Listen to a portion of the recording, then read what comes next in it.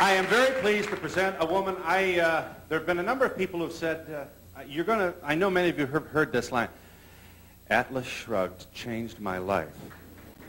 The Fountainhead changed my life. Here's a woman who's read by millions around the world. She may be our most debated philosopher.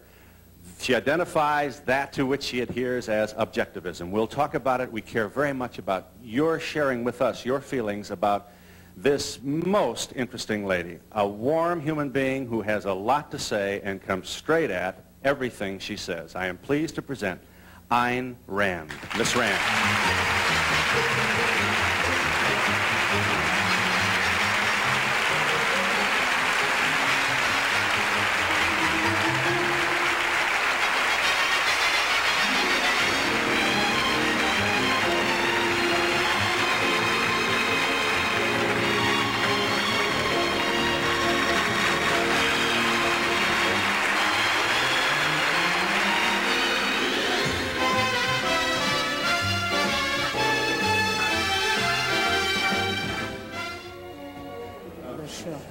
Ayn Rand is here, and it's about time we said hello after hearing so much about you, and you're not really altogether that available to media. I know you do a radio show, and there have been other occasions, but let's see what I can do here now in trying to help the world understand.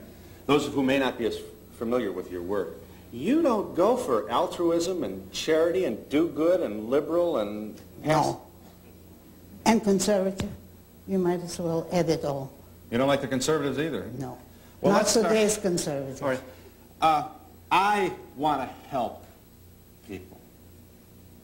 I want to do good for other people. What's so bad about that? Nothing. If you do it by your own choice, and if it's not your primary aim in life, and if you don't regard it as a moral virtue, on those conditions, it's fine to help people if you want to. Why can't I think of it as a moral virtue? I mean, can't I take some vows for myself for doing all these good things? Because that would be cannibalism. Because that would mean that you preach altruism, which means not merely kindness, but self-sacrifice. It means that you place the welfare of others above your own, that you live for others, for the sake of helping them, and that justifies your life. That's immoral, according to my morality. I don't understand why you have to be so harsh in your evaluation of those people. Why call it immoral? Why don't you just say, why don't you say it's a waste of time? Why pass judgment on me? Because look at the state of the world today. Yeah. And you cannot be harsh enough on those who created it. And those who created it are the philosophers of altruism. It's those who preach self-sacrifice, selflessness, self-abnegation, all the anti-self theories, which means anti-man. All those who demand man's sacrifice, they have succeeded, and look at the results in the world. That's a theory or a way of life or a philosophic idea which is advanced by religions, that we should sacrifice for others. That's right. All right, I want to make sure I understand you, Miss Rand. Why is it so... I'm still not quite sure why you're so harsh on those who would sacrifice for other people. Because I look at them. Just look at them. Because they don't hesitate to sacrifice whole nations. Look at Russia. Communism is based on altruism. Look at Nazi Germany. The Nazis were more explicit than even the Russians in preaching self-sacrifice and altruism, and self-sacrifice for the state, for the folk, the people. Every dictatorship is based on altruism. Now you can't fight it by merely saying it's a difference of opinion. It's a difference of life and death. So your view is then, if we all became more comfortable with our natural tendencies, that is to say, selfishness, there would be less horror, less war, less Hitler? There wouldn't be any. So the more selfish we are, the more kind, the more tranquil and peaceful the world in which we live? And more benevolent toward other people, if we're rationally selfish. By that I mean a selfishness which can justify one's every action rationally. not the kind of whim worship, as I call it, which consists of just indulging your own desires and urges of the moment. And there is no innate, natural idea, you know. There isn't, huh? No. Well, I have a lot of innate tendencies. You think they're innate. You know what I would say? Check your premises. Check my premises? Yeah. Check the basic ideas behind any feelings that you might feel at the moment, and you'll see that your feeling comes from your premises, good or bad, but they held subconsciously, they will direct your feelings, and you will think it's innate, right, but it isn't. How do you avoid, let's take your thesis then and accept it now. I'm going to be selfish. You know what I'm going to do?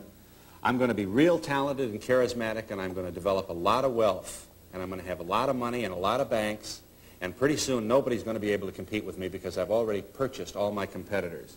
And now I have dictatorial power over people, and I can name the price of bacon or price of oil or whatever it is, the commodity I'm selling.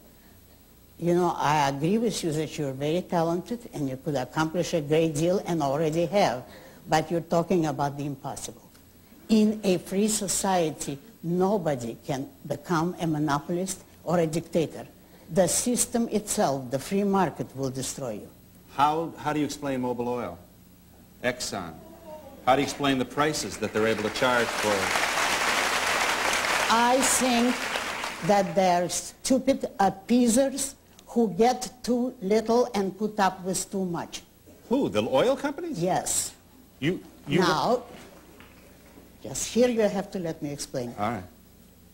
If President Carter's own policy admits that we need the oil company and that the lack of oil is a serious national crisis, right, which might lead to the stoppage of all industry, if that is what we need, by what right can we tell those men, go ahead and produce what we want, while we're insulting you, while we're trying to control your business, and while we're not leaving you that which you produced? Today, it's crudely obvious. If we need the oil companies, we have only one of two choices.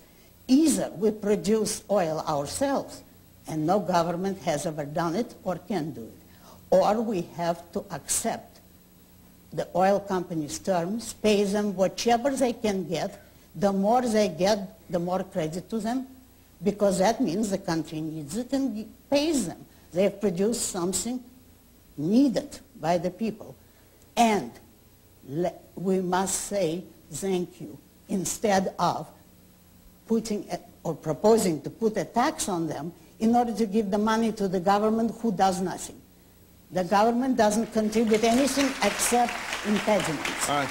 But if we allow the oil companies to have the power which you say has come to them because we need the oil, it's a question of supply and demand. Yes. So if we approach this laissez-faire, as I think you would like us to, free of government intervention, right, free of all the force and the regulation and the controls which you abhor. Right. All right. Now we've got Mr. Gigantic Oil Baron saying $2.50 a barrel, a gallon. Now here's what happens. The guy, the blue-collar guy who's trying to make a living and feed his kids, can't buy gas for his truck, can't possibly survive in the free marketplace, and suddenly he's on welfare, and he's got to go for a handout, another feature of government that you abhor. You can't have it both ways. But all this is economic fallacies. To begin with, nobody in a free society, now we're talking about a free market, yeah, in which the government doesn't interfere, nobody can become a monopolist. All monopolies are created by a special privilege for government. It's only by an act of government that you can keep competitors out of your field. Therefore, you couldn't become that kind of monopoly. The power you hold as an industrialist is not the power to use force. It's the power of producing something of value. That people want. And it's the people who literally control you, because every purchase is a vote in the favor of some businessmen and in a way against others. It's the public who decides what they want to buy and what they pass up. If, using your examples, you became this powerful tycoon economically, but you can't